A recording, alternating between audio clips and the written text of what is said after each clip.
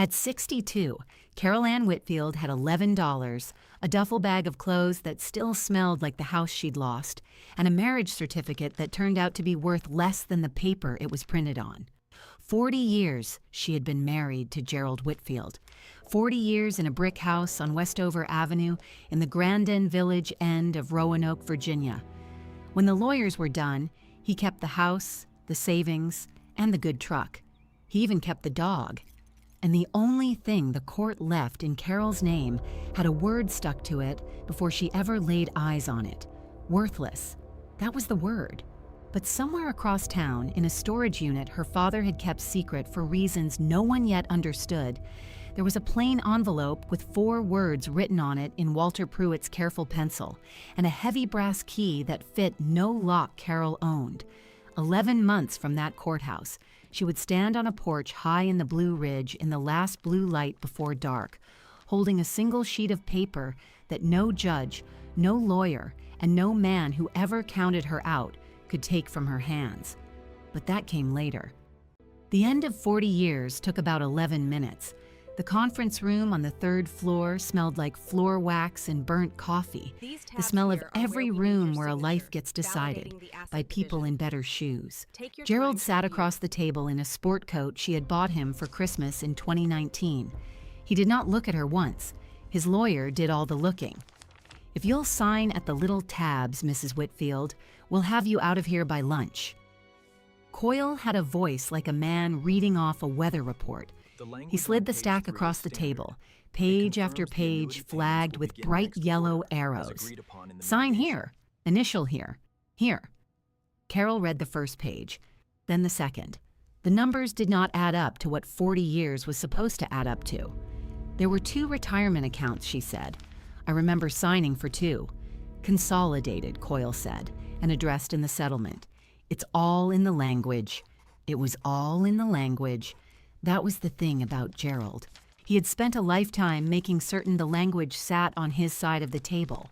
The house had been refinanced into his name back in 2011, the winter she was nursing her father through the worst of it, and she signed whatever Gerald slid in front of her because 30 years of marriage teaches a woman to trust the man across the table. The savings had moved twice since. Her name, it turned out, was on the marriage certificate and almost nothing else. You know the kind of man who refinances the house the same winter his wife is nursing her dying father. Gerald was that kind of man. "Don't make this harder than it has to be, Carol." He said it to the tabletop, not to her. The first words out of him in an hour. "We both know it's been over a long while." She signed at the little tabs. There were 14 of them.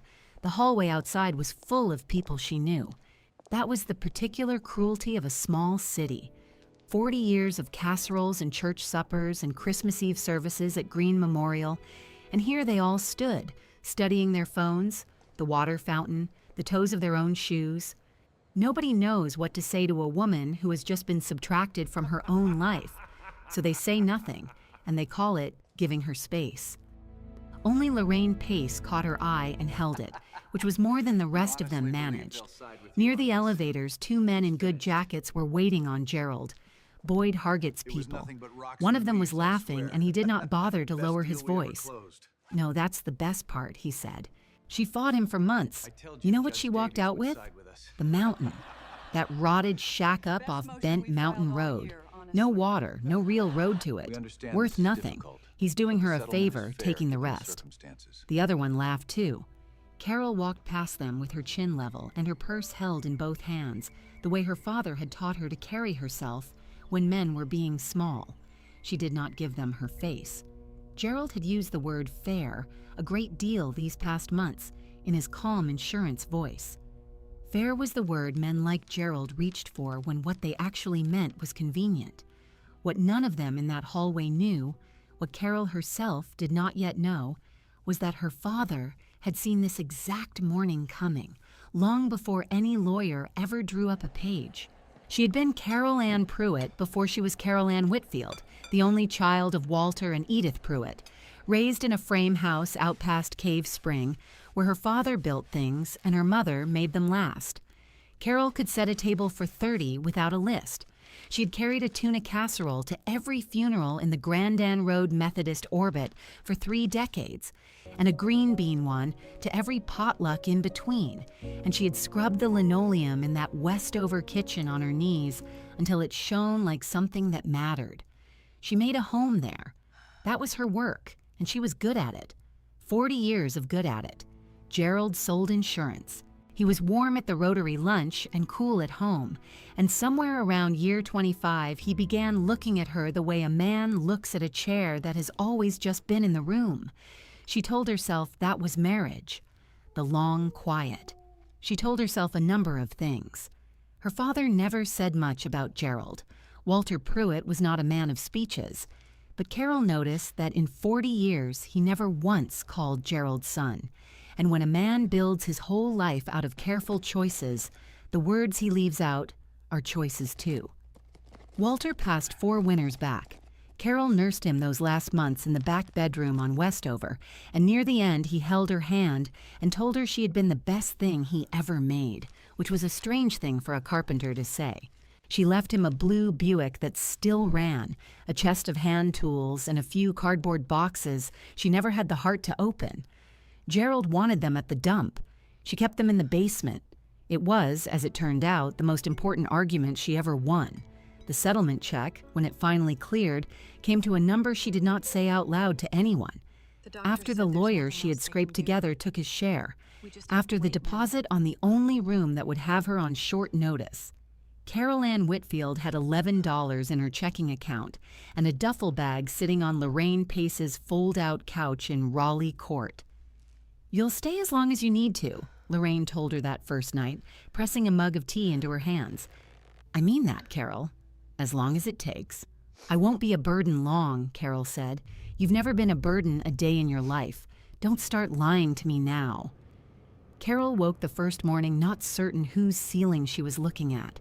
The duffel still smelled like the Westover house, like the lavender soap she had used for years. Outside, the fog had pooled low in the valley, the way it does at dawn in Roanoke, soft and gray, the Mill Mountain star gone pale above it. She lay there and let herself cry for exactly as long as the coffee took to brew, and then she got up, because crying past the coffee was a thing she could no longer afford. 2 days later, Lorraine drove her back to Westover to collect what was hers. Gerald had already changed the locks. 40 years, and Carol stood on her own porch ringing her own doorbell. He let them in and stood by the door with his arms folded, watching as if she might pocket the silverware she had polished every Easter since 1986. "Take the boxes too," he said, when she headed for her father's things in the basement. "I want them out of here anyway." So she took the boxes. She took the Buick. She took the duffel and her mother's good china wrapped in dish towels, and she left the house on Westover Avenue for the last time. She did not look back at it, because the porch swing was still hanging there, and she could not have borne the sight of the porch swing. The letter came to Lorraine's a week after that, forwarded twice, the envelope soft from handling. It was addressed to Walter Pruitt. Cardinal Self-Storage, a place out on Williamson Road.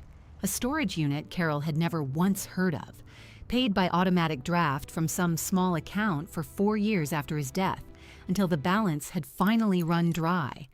The contents would be disposed of, the letter said, unless claimed by the 30th of the month. Carol read it twice. Her father had kept a storage unit. Her frugal, careful father, who saved coffee cans for screws and never once bought a thing he could build, had been quietly paying rent on a secret for 4 years from the grave. She drove the Buick out Williamson Road the next morning, past the muffler shops and the church with the changeable letter sign, her heart doing something it had no business doing over a metal door. Unit 114 was a roll-up the color of a traffic cone. The little flat key from the letter turned hard, and then the door went up with a shriek, and the smell reached her before the sight did.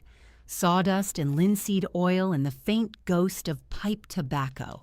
The exact smell of her father, 4 years gone, hitting her square in the chest in a concrete hallway off Williamson Road. His workbench stood inside. His canvas work coat still hung on a nail. A clamp rack, a coffee can of screws, a rusted child's bicycle she suddenly and completely remembered, and against the back wall sat a footlocker she knew, army green, the one that had stood at the foot of his bed her whole childhood. Carol knelt and lifted the lid. On top of folded flannel shirts sat a gray metal cash box, and taped to the lid of that box was a plain manila envelope, gone soft and yellow at the corners, and across the front, in Walter Pruitt's careful pencil, 4 words, "For the day she's alone." Carol sat down on the cold concrete because her legs decided it for her. She did not open the envelope. Not yet. Her hands would not have managed the flap. Instead, she opened the cash box that sat beneath it, the way a person does the easy thing first when the hard thing is too large to hold. Inside was not money. Inside was a brass key, heavy and old, hung on a worn leather thong, the kind of key cut for something built to last 100 years. It fit nothing Carol owned. She had never laid eyes on it in her life. And underneath the key lay a photograph, gone soft as cloth. 2 young men squinting into the sun, sleeves rolled, standing in front of the raw timber frame of something half-built, green mountains rising behind their shoulders. One of them was her father, maybe 30 years old, grinning in a way she had nearly forgotten he could. The other man she did not know at all. On the back, in pencil, were 2 names. The first was Pruitt, and beneath it, a name that meant absolutely nothing to her. Tar. Carol turned the brass key over and over in her fingers, in the cold and the sawdust and the smell of a man 4 years gone, 12 miles from the courthouse where they had laughed at her that morning. Then she looked down at the envelope in her lap and the 4 words waiting there in her father's hand. For the day she's alone. She did not open it in the storage unit. She closed the footlocker, lowered the lid soft as you would on a sleeping thing, and she carried the cash box and the photograph and the soft yellow envelope out to the Buick with both arms, the way she had once carried her daughter in from the car asleep, except there was no daughter. There had never been a child, and that was one more grief she did not have the room to hold that morning. She set everything on the passenger seat. She rolled the metal door down and turned the little flat key and stood a moment in the gravel lot off Williamson Road with the traffic going by. A 62-year-old woman with $11 and a brass key to a lock she had never seen. Then she drove back to Raleigh Court, and she made herself wait until Lorraine left for her shift at the hospital, because some things a woman has to open alone. The envelope had been sealed a long time. The glue had gone brittle and let go almost without a fight, the way old things do. Inside were 2 sheets of lined paper, folded in thirds, the creases soft as flannel from being folded once and never opened. Her father's pencil, that careful, square carpenter's printing, every letter set down like it was being measured first. You know how a voice can come back to you whole 4 years after the man is gone, out of nothing but the shapes he drew on a page. That is what happened to Carol at Lorraine Pace's kitchen table, with the percolator ticking and the morning fog still burning off the valley outside the window. "My Carol Ann," it began. "If you are reading this, then the day came that I hoped would not, and you are by yourself now, and somebody has done you wrong. I am sorry I am not there to stand between it and you. A father is supposed to be there. So I did the next best thing I could think of, a long time ago, and I have been paying for it quiet ever since." Carol set the page down. She pressed her fingers to her mouth. Then she picked it up again, because you do not get to stop reading a thing like that. I never said much about Gerald. You know I am not a man for talking, but I watched him a long time, and I want to tell you what I saw, even if it is late. I saw a man who looked at you like you were already his, the way a man looks at a thing he has bought and does not have to win any more. I saw him move the house into his name the winter I was dying in your back room, and I knew the why of it even when you did not. A man does not do a thing like that by accident. A man like that is always reading the last page first. So I built you something he does not know about. Years back, before he ever came around, Your mother and I bought a piece of the ridge off Bent Mountain Road, up past the old orchard cheap because there was no road to it and no water anyone could find. A friend of mine and I raised a cabin up there with our own hands, good chestnut and oak, built to outlast all of us. It is yours, not ours. Yours. I saw to the paper years ago, down at the courthouse, with your name on it and nobody else's name anywhere near it. I made certain of that. I am a plain man, but I am not a careless one. The brass key opens the front door. Go up and see it before you decide anything. Go up before you let any lawyer or any man tell you what you are worth. There is something inside the place that is yours to find, and when you find it, you will understand the whole of what I have done. If the door fights you, or you need a hand with anything up there, go down the mountain and ask for a man named Hollis Tarr. He helped me raise every beam in that house. He will know you the minute he sees your face because you have got your mother in you, and he never forgot your mother. You were the best thing I ever made, and I made a great many things that are still standing. This one I made for the day you would need it. Your father, Walter. Carol Ann Whitfield sat at the table a long while after she finished, with the 2 pages flat under her hands so they would not curl, and she let herself come apart in a way she had not allowed herself to come apart in the courthouse, or on her own porch, or in front of the men by the elevator who had laughed at her that morning. She cried the way you cry when somebody who loved you reaches back through 4 years of being gone and puts his hand on the exact place that hurts. Then she washed her face at Lorraine's kitchen sink, and she looked at the brass key sitting on the table on its worn leather thong. And for the first time since the conference room, she felt something move in her chest that was not grief. It was a question, and the answer to it was 20 miles up a mountain. She did not wait for Lorraine to come home.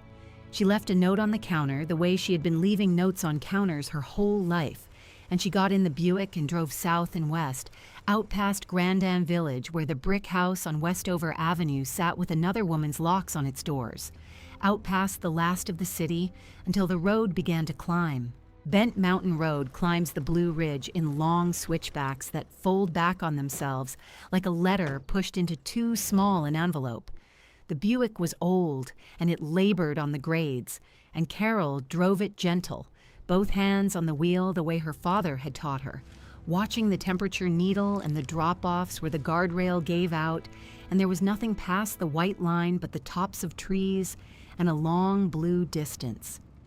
The farms thinned. The fog that had pooled in the valley at dawn sat below her now instead of around her, a soft gray lake with the Roanoke Valley drowned somewhere under it, and the Mill Mountain Star small and far off behind her shoulder. Up here the air came in the cracked window, cold and green and smelling of rain that had not fallen yet. The orchard her father wrote of was still there, or what was left of it, a few old apple trees gone wild and crooked along a fence line that had quit being a fence a long time ago. Just past it, exactly where the letter said, a gap in the laurel and a track turning off into the trees that you would never see if you were not looking for it. 2 ruts and a hump of grass between them. Carol turned the Buick onto it and crept up through a tunnel of rhododendron that dragged its wet leaves along both sides of the car like hands, and the track climbed and turned once more, and then the trees opened, and she stopped the car, and she stopped breathing for a second along with it.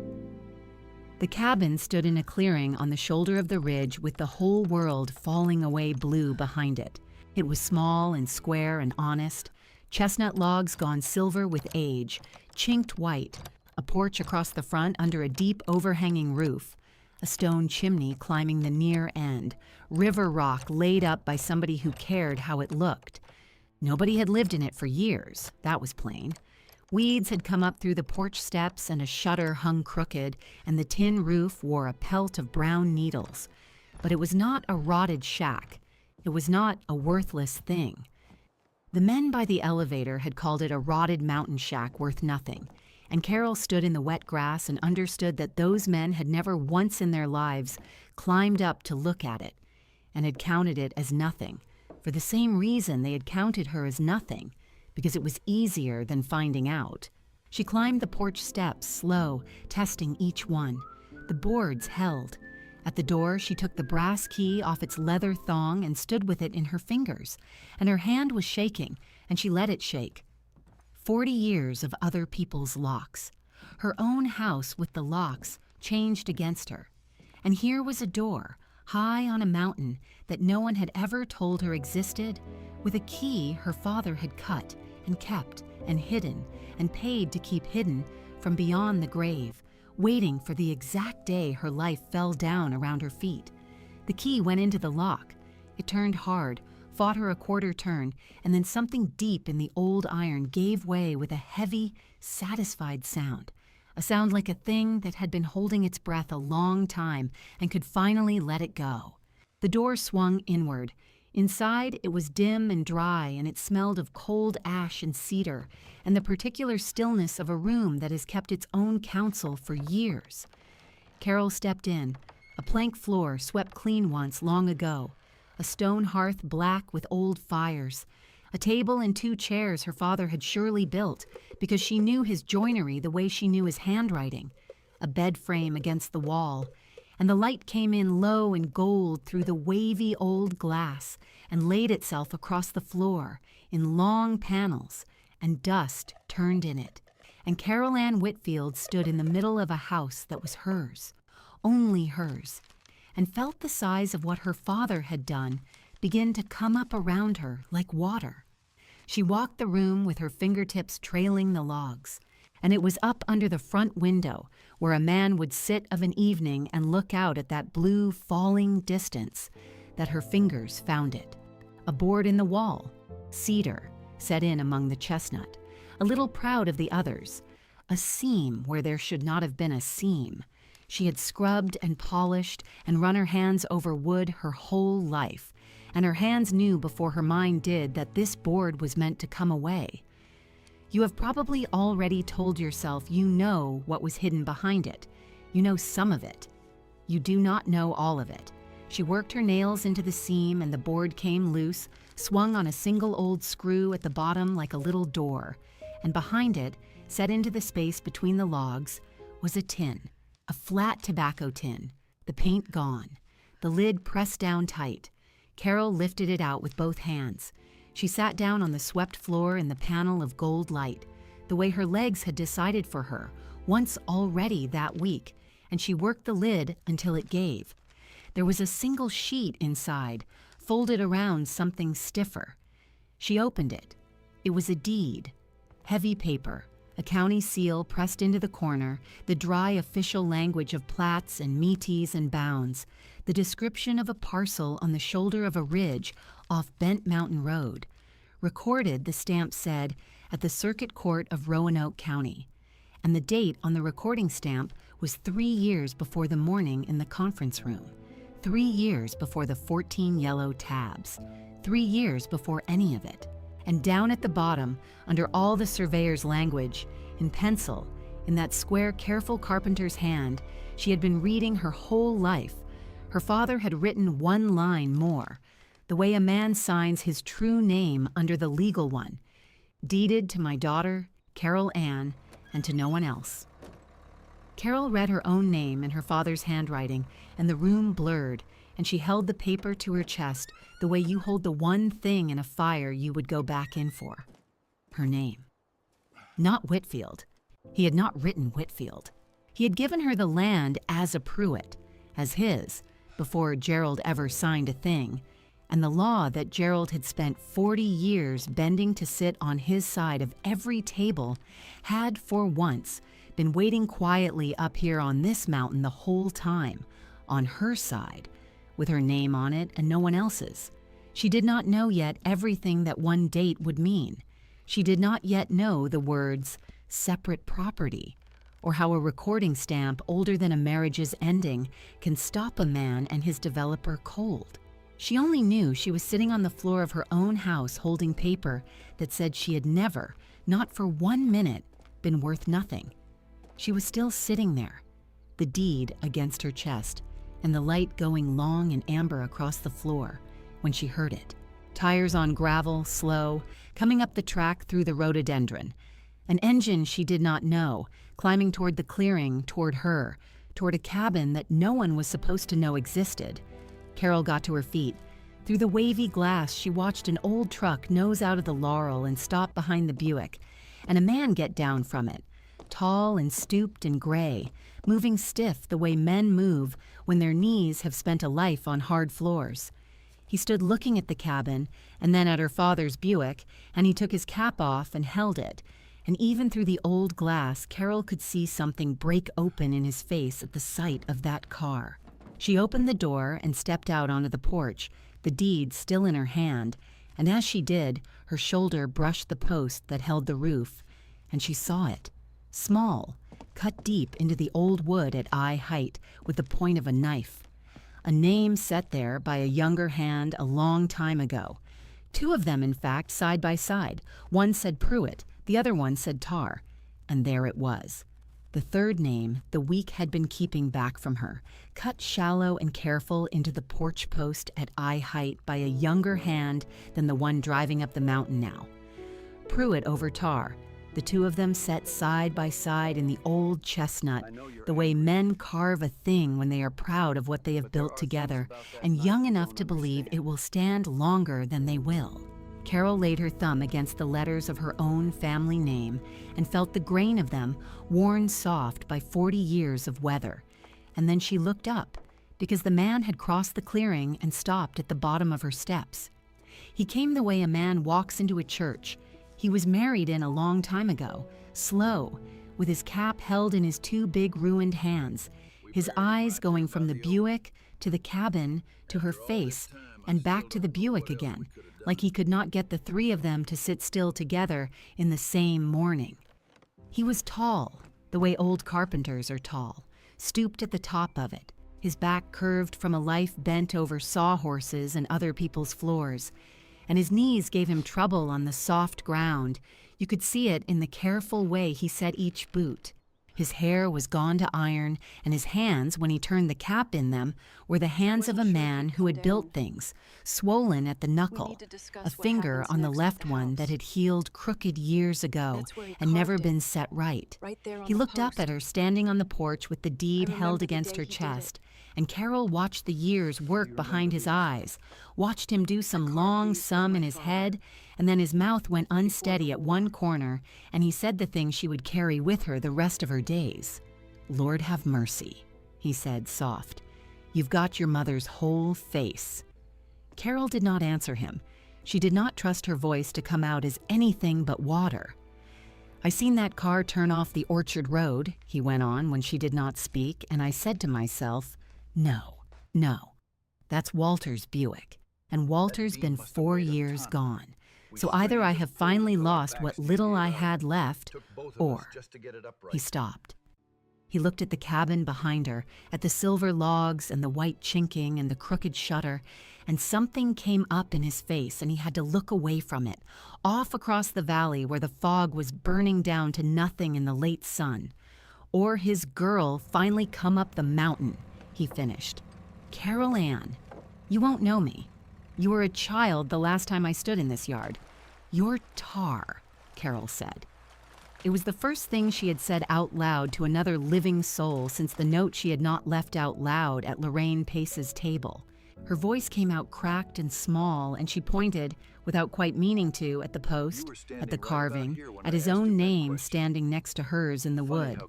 "Hollis Tar. He wrote you in the letter. He said go down the mountain and ask for you. He said you'd know me by my face." The old man looked at the carving a long moment. Then he came up the steps, slow, one hand on the rail her father had turned, and he stood in front of her. And this close she could see that his eyes had gone wet, and that he was not going to be ashamed of it. "I cut that the summer we raised the roof," he said. 19 and 74.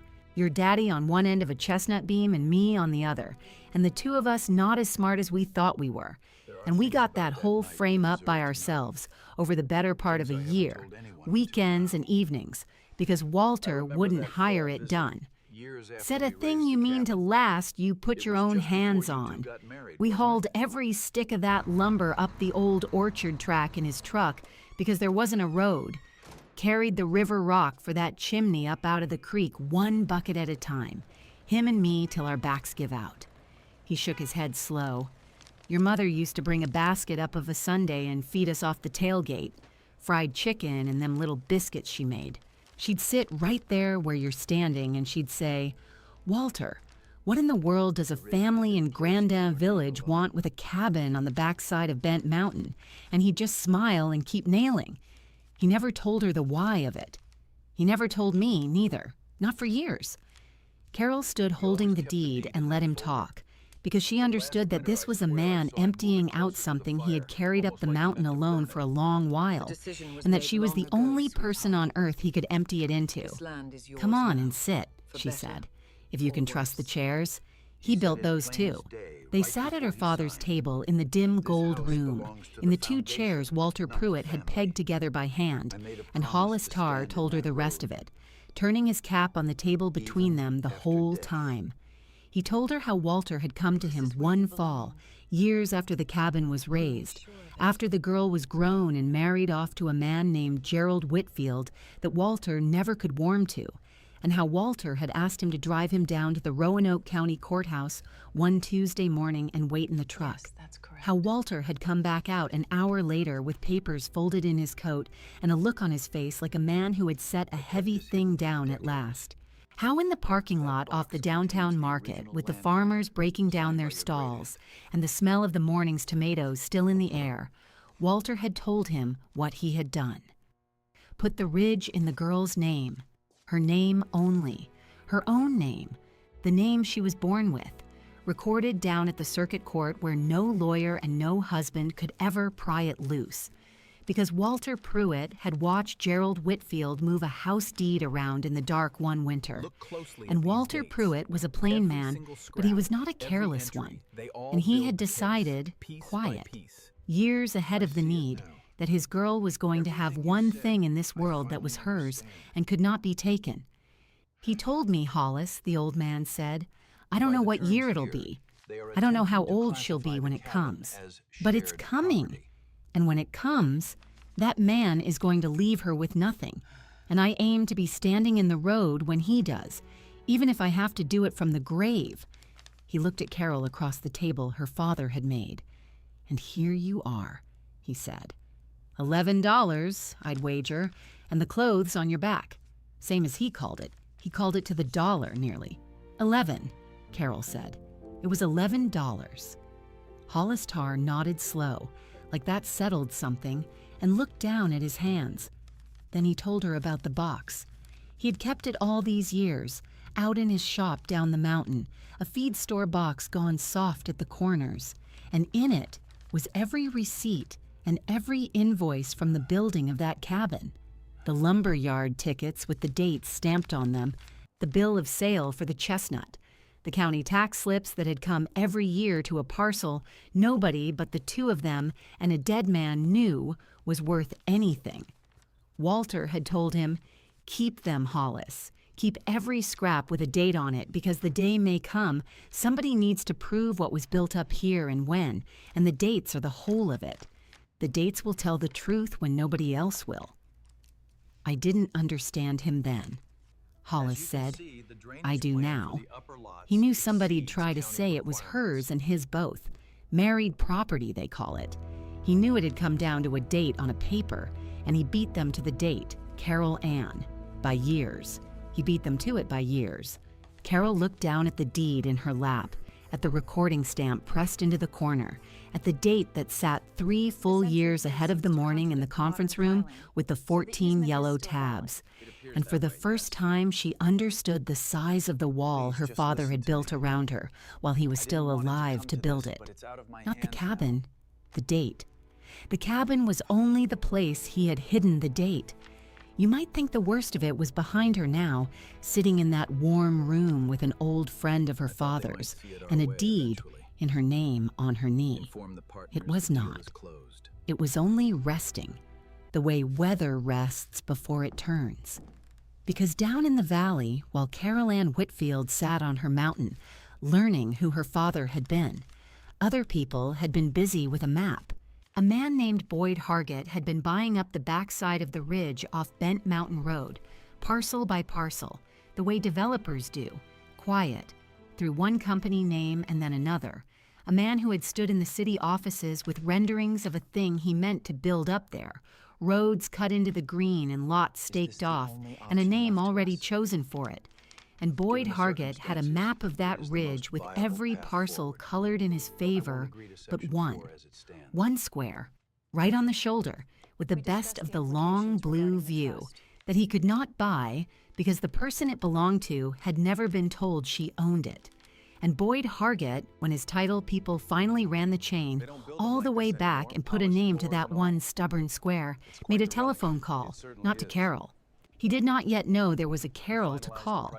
He called the only Whitfield his people had turned up in the divorce filings down at the same courthouse, the man who had just walked away with a brick house on Westover Avenue and 40 years of savings and the easy confidence of a man who had never once lost. He called Gerald. Carol learned all this the way she learned most hard things that season, by letter. It came near 3 weeks later, after she had swept the cabin and patched the shutter and slept 4 nights under her own roof on a cot Hollis Tarr hauled up in his truck. It came folded in a stiff envelope with a law firm's name engraved in the corner, the registered kind you have to sign your name to receive, and the mail carrier had to grind his way up the orchard track to put it in her hand. She stood on her own porch and read it in the afternoon light, and the lawyer's words were cold and many, but the meaning of them was short. Gerald Whitfield was bringing an action. Gerald Whitfield asserted that a certain parcel and the structure upon it, situated off Bent Mountain Road in the county of Roanoke, constituted unlisted marital property wrongly omitted from the settlement of their marriage, and that he was entitled to his share of its value, and that a buyer stood ready, and that the court would be asked to fold the cabin back into the pot and order it sold. He had taken the house she scrubbed into a home. He had taken the money. He had laughed about a rotted mountain shack worth nothing through his developer's people in a courthouse hallway. And now that a man named Boyd Hargett had put a price on that same nothing, Gerald Whitfield wanted the one square of the earth her dead father had hidden in her own name to keep him from ever touching it. Carol read the letter twice through. She waited for the old feeling to come up, the conference room feeling, the going to water in the knees. It did not come. She stood on the porch of the house her father and Hollis Tarr had raised by hand, with her name carved in the post, and her name on the deed in the tin, and her name on the tax slips in a feed store box down the mountain. And what came up in her instead was something level and quiet and very still, a stillness she had not felt in 40 years of stepping aside. She folded the lawyer's letter back along its creases. Then she went inside and took down the tobacco tin from the shelf where she had set it, and she carried the deed and her father's 2 pages of square pencil printing out to the Buick, and she drove down the mountain to Hollis Tarr's place to tell him to find his box. Hollis Tarr's place sat where the Bent Mountain Road finally let go of its hard grade and leveled out into a holler, a low cinder block shop standing behind a frame house. And when Carol pulled the Buick in beside a gas pump that had not given gas since long before her own troubles began, she found him around back at a workbench, running a hand plane down a length of yellow pine. Curls of it came up off the blade and turned in the slant light and dropped to the floor around his boots, and the whole shop smelled of cut wood and machine oil, and the cold iron of tools hung in their rows along the wall. He looked up, and he read her face the way he must have read 10,000 boards across his life, and he set the plane down flat without her having to say a word. She put the lawyer's letter in his hands.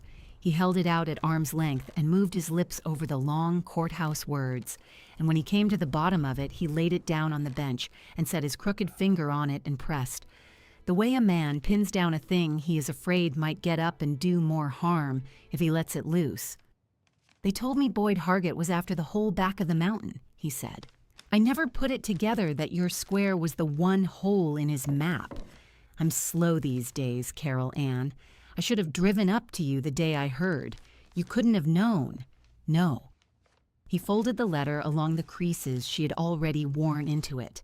But your daddy knew. Your daddy knew 30 years ago, sitting in my truck down at that market, that one day a man would stand in a courthouse and try to call this place his. Wait there. Don't you move. He went into the dark of the shop, and she heard him drag something down off a high shelf, and he came back out into the light, carrying a box that had once held seed corn. The cardboard gone soft and furred at every corner. The lid held shut with a rubber band that broke in his fingers the moment he touched it. He set it on the bench between them and lifted the flaps back, and Carol looked down into 30 years of paper. It was all there, just the way her father had told him to keep it. The lumber yard tickets, yellow now and brittle, each one stamped at the top with a date and a time of mourning. The bill of sale for the chestnut, written out in a hand that was not her father's, a sum of money that would not buy a single beam of that wood today. The tax slips from the county, one for every year, sent up to a parcel that nobody but two old men and a dead one had ever believed was worth the stamp it took to mail them. Hollis lifted them out a handful at a time and laid them in rows along the bench, and the dates climbed backward as he went, back past the morning in the conference room, back past the year Gerald had moved a house deed around in the dark, back and back into a time when Carol had been a young married woman in a Grandin village kitchen, who did not know that her father was up on a mountain, quietly building her a wall she would not need for 40 years. He said keep every scrap with a date on it, Hollis said. I thought he'd gone foolish, a grown man saving feed store paper like it was money. He smoothed one of the tickets flat with the side of his thumb. It was money. It was the only kind that was ever going to count for you. Take it. Take all of it. And get yourself somebody downtown who knows how to lay it in front of a judge. She got somebody. A young legal aid lawyer out of Roanoke named Dana Reese, who worked out of 2 rooms above a shoe repair off the downtown market, and who went very still and very quiet when Carol laid the tobacco tin and the seed corn box on her desk and opened them both. Dana Reese read the deed twice. She read the recording stamp from the circuit court. She read the 2 pages of square pencil printing, and then she read the line her father had set down at the top of the deed in his own hand, the words he had stood at a clerk's counter and watched go into the permanent record of the county, to my daughter, Carol Ann, and to no one else. When she looked up, her eyes had gone bright, and she said only one thing. She said, Mrs. Whitfield, your father did not leave you a cabin. Your father left you a case that cannot be lost. There is a difference, and I am going to enjoy showing it to them. The hearing fell on a clear, cold morning in the late part of the year. Carol drove down off the mountain before the sun was full up, and the fog lay in the valley the way it always did at that hour, white and low over the river. And as she came around onto the bridge into downtown, the star up on Mill Mountain was still burning its pale color against the gray, the way it had burned over every hard day of her whole life in that town without her once stopping to look at it. She parked near the market where the farmers were setting out the last greens of the season, and she walked into the Roanoke County Courthouse in her charcoal cardigan and her denim skirt with the seed corn box held in both arms against her chest. And she did not feel small going up the steps, and that itself was a new thing. Gerald was already inside. He had on the good gray suit she had pressed for him 100 Sunday mornings, and beside him sat his lawyer, and beside that lawyer sat another one, a sharp younger man in a better suit, still. And Carol understood without being told that the second man was there for Boyd Hargett, there to see the last square of the ridge come loose so the bulldozers could have it. Gerald did not look at her. He looked at the box in her arms, and a small, puzzled frown crossed his face, the look of a man who cannot understand why the woman he had emptied out would come to court carrying garbage. You may believe a courtroom is the place where the confident man wins. house, where the one with 2 lawyers and a buyer waiting beats the one who comes in alone with a cardboard box. Not that morning. Not in that room. Gerald's lawyer stood and spoke for a long while, and his words were smooth and many. He spoke of a marriage of 40 years and of property unlisted and concealed, of a structure of value that ought by every fairness to be folded back into the pot and divided, of a willing purchaser already at the table prepared to make the whole question simple with a check. The second lawyer rose and confirmed it. A generous offer, a clean sale. The court spared any trouble, and the judge, a heavy gray man who had been listening with his chin down on his folded hands, turned his eyes to Carol's side of the room and asked what the respondent had to say. Dana Reese stood, but she did not argue. She had told Carol in the truck that morning that you do not argue with a date, you only show it. She walked to the clerk and she laid the recorded deed down first, with the circuit court stamp pressed plain in the corner. Then she laid down the 2 pages in Walter Pruitt's hand. Then, one piece at a time, she set out the dated tickets from the seed corn box across the table until they covered it edge to edge, every year of them, a paper trail running backward out of the present and into a time long before any divorce was ever dreamed of in that family. And then she stepped back and let the dates speak, because they could say the one thing no lawyer in that room could talk over. The judge put on his glasses. He looked at the recording date on the deed, and Carol watched his eyes go to it and stop. He looked at the line in her father's writing that gave the place to her and to no other soul living. He looked at the oldest of the tax slips and at the bill of sale for the chestnut, and he was quiet for a long time, turning the papers with 2 fingers, and the smooth lawyer began to speak again, and the judge lifted one hand off the bench without raising his head, and the lawyer sat down. When the judge spoke at last, he did not make a speech of it. He said that the deed before him conveyed the parcel as a gift from the father to the daughter alone, recorded in the daughter's sole name in the public record of the county, years before this marriage was ever dissolved, and that property received by a wife as a gift from her own father was her separate property under the law of Virginia, and had been, from the first hour, never marital, never the husband's to claim, and never his to sell. He said the dates were not in dispute and could not be argued with because Walter Pruitt had seen to it that they could not. He said the claim was without merit. And then he said the words Carol had carried up and down that mountain in her chest for 3 weeks without letting herself believe she would hear them, that the petition was dismissed from the bench with prejudice, which meant Gerald could not bring it again, not ever, not in any year to come. It was over that fast. 40 years, and a brick house on Westover Avenue, and all the savings, and the whole of it came down in the end to a heavy man in glasses, reading a date out loud in a quiet room. Gerald sat very still. He did not turn his head, but Carol saw his hand close slow on the arm of his chair, saw it the way you see a thing close that has at last got hold of nothing, and the second lawyer was already gathering his papers and leaving, because a man buying a ridge has no more use for a developer's check the moment the last square will not come loose. The court did one thing more before the morning was out. On Dana Reese's asking, the judge entered an order to quiet the title, which is a plain proceeding that nails a thing down so it can never again be pried at. And a clerk carried it that same afternoon across to the recorder's office and entered it into the great bound deed books of Roanoke County, Carol Ann Whitfield sole owner, the words written in over the old record where they would outlast everyone now living in that courthouse. By the end of the week, Boyd Hargett's option on her parcel had lapsed for want of the one signature he could never get. And without that square, the whole shape of his plan fell apart, and the survey stakes that had stood flagged in orange along the back of Bent Mountain came up out of the ground one cold afternoon, and the green stayed green, and the long blue view off the shoulder of the ridge stayed a thing a person could stand in front of for free. Carol went home up the mountain. She did not go back to Grandin Village because there was nothing of hers left in it.